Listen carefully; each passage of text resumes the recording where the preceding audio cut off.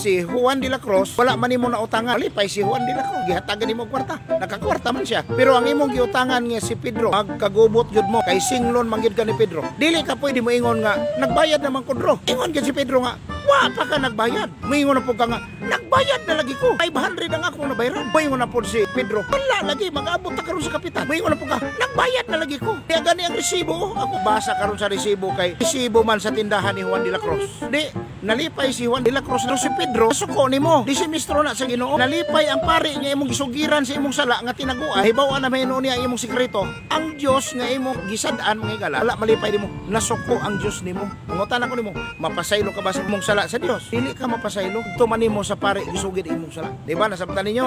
Nalipay ang pari nga imong gisugiran sa imong sala kay hibaw siya sa imong tinaguan. Pero ang Dios nga imong kasad-an, wala malipay nimo. Nasuko ang Dios kanimo. Kay nganong nakasala ka o nganong nga wala ka mangayo o pasaylo sa imong mga sala. Ini nga tong higala ba nga nagpailang doktoy og pastoy, kusog kaayo manglingla or mangilad sa paghatag og mga tinumo-tumo nga mga istorya na kung diin mahitabo nga pamaagi daghang mga Katoliko ang mahilo in terms of a faith. Tanawa ra gud ni iyang analogy.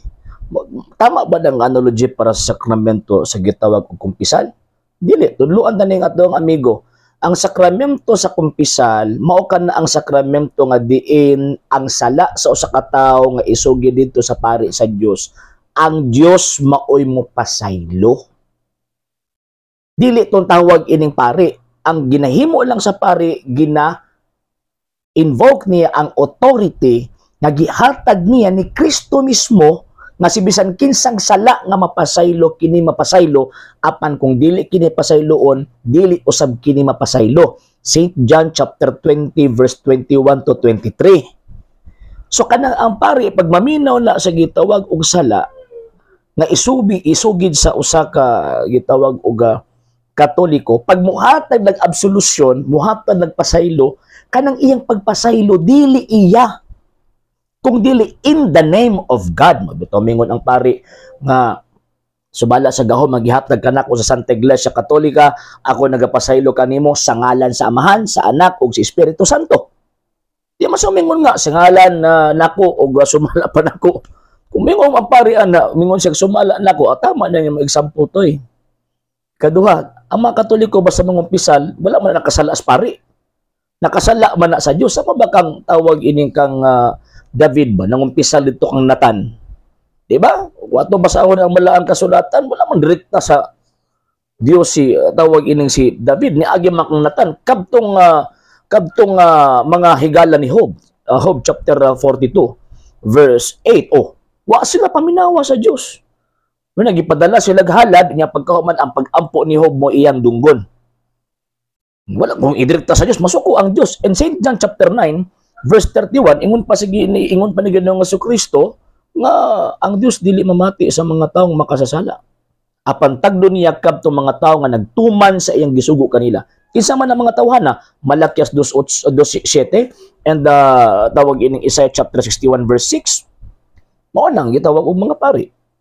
So mo na, sa Bagong Testamento, si Kristo kay Pangulong Pari man sa pagtuo, manang gitagaan niyang otoridad ang iyang mga pari sa pagpasaylo ug sala in the name of Him. Muna ko mga maghatag pasaylo ang pari, gipasaylo ko na ikaw sa ngalan sa Amahan, sa Anak ug sa Espiritu Santo. Katong gihatag ni Pastoy nga o doktoy nga analogy, it is a fallacy of incorrect analogy. Nga naman kasi iyang analohiya, si Talpulano nakasala sa duha.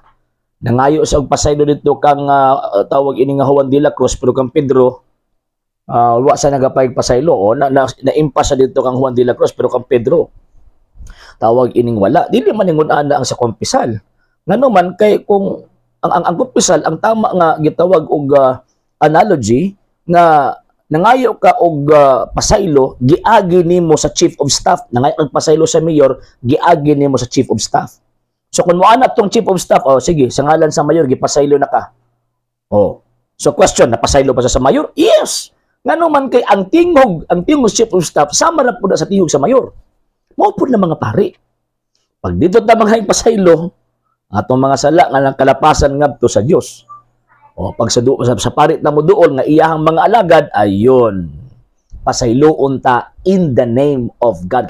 Again ha, ingon pa na gano'n nga sa Kristo, si bisan kinsang sala nga inyong pasayloon, kini na pasaylo, si bisan kinsang sala nga dili ninyo pasayloon, dili usab kini pasayloon. Oh, kinsa may ilang pasayloon ug way mangumpisan.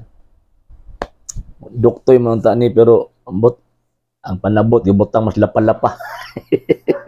Sa hindi pa po nakapag-follow sa mga pages po natin, i-follow nyo po yung mga pages po natin. RJ Horolanciano II, TV Apolia Punto Argumento page, Kuya Apologies TV page, and RJ's Vlog 2022. And pwede rin po kayo mag-send po dyan ng Facebook stars. And also, sa ating po mga channels, sa hindi po nakapag-subscribe, i-subscribe po ninyo yung mga channels natin. The Lay Catholic, Apologies International Official, RJ Sano II TV, Kuya Apologies TV, and Barrio Kawayan Religious Forum. And pwede rin po kayo mag-send po dyan ng super sticker, super chats, and super thanks. And maraming salamat po sa mga kapatid at mga Katoliko na ulis pong tumutulong sa programa po natin.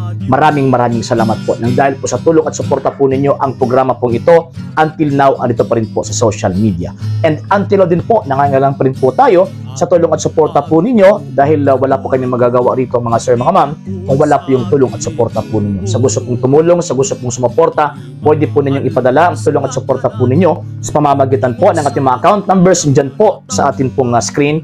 And pwede niyo po kaming i-message sa ating pong page kung via remittance po yung papadala po ninyo. Maraming salamat po in advance.